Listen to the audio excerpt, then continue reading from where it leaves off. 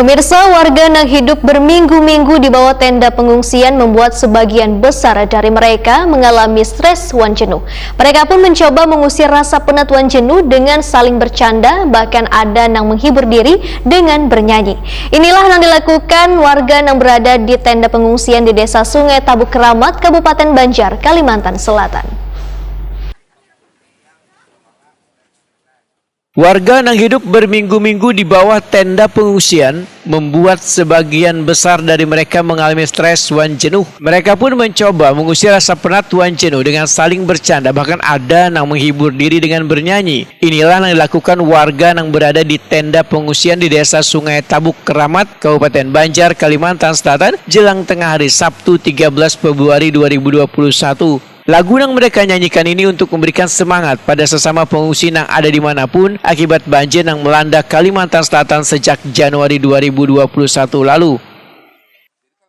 Lihat ibu pertiwi sedang bersusah hati, air matanya berlinang, intannya terkenang. Sutrayudi, salah seorang pengungsi banjir, Wahitakuni Prima TV, mengaku sangat jenuh berada di pengungsian karena sudah hampir sebulan berada di bawah tenda ini, sehingga menghibur diri menjadi salah satu cara untuk menghilangkan stres dan rasa jenuh. Warga Desa Lok Baintan, Kabupaten Banjar ini pun berharap pada pemerintah pusat, provinsi hingga kabupaten bisa memperhatikan warga yang berada di pengungsian, terutama masalah logistik bahan pangan. Sutrayudi mengingatkan warga untuk selalu menjaga lingkungan agar kasus banjir ini kada kembali terulang.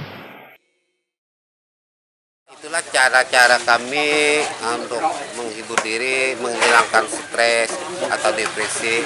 Jadi salah satu jalan kami ya nyanyi-nyanyi, bercanda, bergurau. Ya dengan demikian kan kami bisa menghilangkan istilahnya tuh kejenuhan di pengungsian. Pak, harapannya sendiri dengan kejadian ini apa, Pak?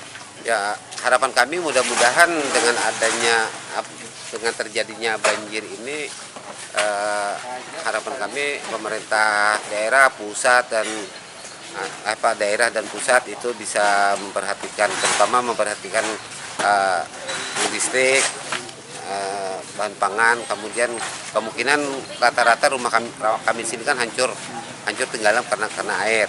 Nah, untuk masyarakat sendiri juga ya istilahnya tuh